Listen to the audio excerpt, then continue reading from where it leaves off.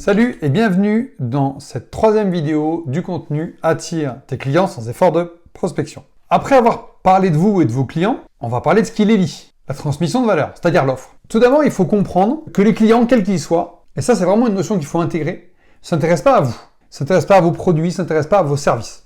Il faut absolument avoir conscience de cet état de fait. Ce qui les intéresse, en B2B comme en B2C, c'est eux, leurs besoins, leurs difficultés, leurs plaisirs, leurs bénéfices. En même temps, c'est logique, c'est eux qui payent. Donc pour que votre proposition de valeur soit percutante, il ne suffit pas d'énoncer votre expertise, les fonctionnalités de votre offre, les études que vous avez faites, quel est votre pédigré, etc. etc. Ça ne sert à rien. C'est également illusoire, comme beaucoup de grands cabinets consulting veulent le faire croire, que la clé c'est de battre la concurrence. Ça c'est un peu une vision du siècle dernier. La concentration de marché, est-ce que je fais mieux ou moins bien que le concurrent, est-ce que je peux me mettre 2 € moins cher, etc. Il y a trop de monde sur le marketplace aujourd'hui pour réfléchir comme ça. Donc quand on transmet une valeur qui est forte à la bonne audience, on se fout royalement de la concurrence. Est-ce que vous pensez sincèrement que Beurre se soucie des taxis? Est-ce que vous pensez que LinkedIn s'inquiète de savoir comment pensent les cabinets de recrutement? Donc comment on fait pour permettre à la proposition de valeur, à l'offre, d'émerger? On va partir d'une méthode simple qui porte systématiquement ses fruits en accompagnement quand on le fait avec SEO stratégique. Ça s'appelle les 8 forces de Drew Whitman. Alors Eric Whitman a écrit un bouquin, un best-seller, qui s'appelle Cashvertising. Alors au-delà de la couverture un peu tapageuse, il y a plein de bonnes idées dedans, et il y a notamment les 8 forces de conversion de Whitman. Whitman considère que ces 8 forces de conversion sont les éléments qui vont pousser un client, un prospect, à agir, à passer à l'acte. Il y en a 8. C'est survivre, prolonger la vie. Deuxièmement, c'est le plaisir de manger et de boire. Troisième force, éloigner le danger et la peur. Quatrième force, la vie amoureuse et sexuelle épanouie. Cinquième force, des conditions de vie plus confortables. Sixième force, gagner, faire mieux que ses pairs. Septième force, protéger ses proches. Huitième force, obtenir l'approbation sociale. Chacune de ces forces, c'est un levier de conversion, c'est-à-dire une transformation de l'offre en gain. Comment on fait? Tout d'abord, vous allez choisir 2 à 4 forces de conversion sur lesquelles vous êtes réellement légitime. C'est-à-dire les forces auxquelles vous allez répondre via votre offre réellement et de manière impactante. C'est pas la peine de choisir toutes les forces parce que ce sera la même chose que parler petitement à tout le monde. Il vaut mieux être très fort sur 2 à 4 forces de conversion parce que vous serez plus impactant via votre spécialisation. Donc vous ne répondrez pas à toutes les forces, c'est mission impossible. Et encore une fois, ça reviendrait à diffuser la valeur à un volume trop grand. À partir de ces forces de conversion-là, quand on a choisi nos 2 à 4 forces de conversion, on va mettre en face les fonctionnalités de votre offre ou de votre service. C'est-à-dire en gros, les services, la réponse que ça rend, la réponse que ça apporte. Par exemple, je suis gestionnaire de patrimoine. Je vais agir sur les forces 3, 5, 6, 7. Donc, éloigner la peur, le danger, des conditions de vie plus confortables, gagner et faire mieux que mes pairs, protéger mes proches. Je vais faire ça parce que ça fait partie de mes activités.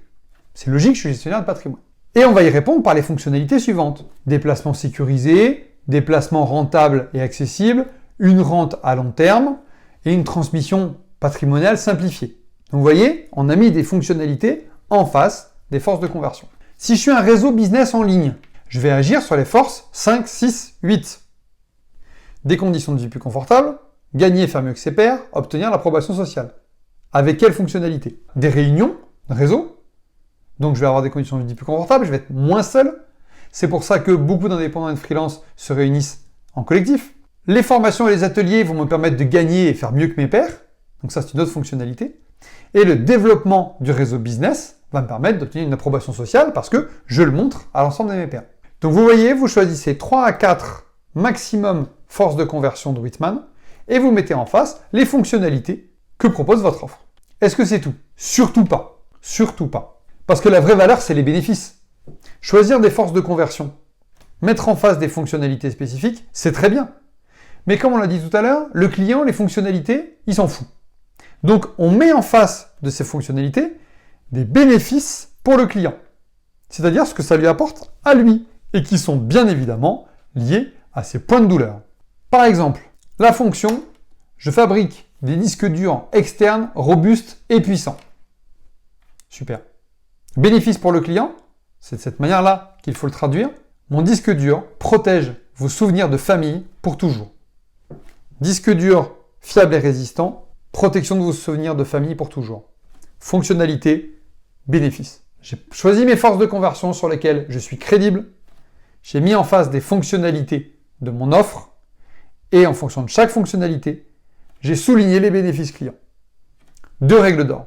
Premièrement, les bénéfices les plus impactants, percutants, différenciants doivent être la base de votre offre. Donc, on mettra en tête de votre communication, de votre discours, les bénéfices les plus forts. Deuxième règle d'or, ces bénéfices les plus forts doivent être reliés aux points de douleur les plus impactants pour le client.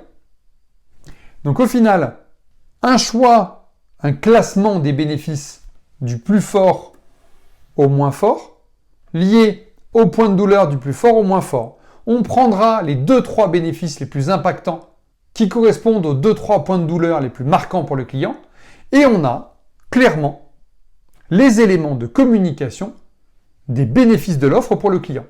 Et c'est cette colle-là qui va permettre aux briques de votre expertise et du segment client d'être reliées et de générer le marché. Tout simplement.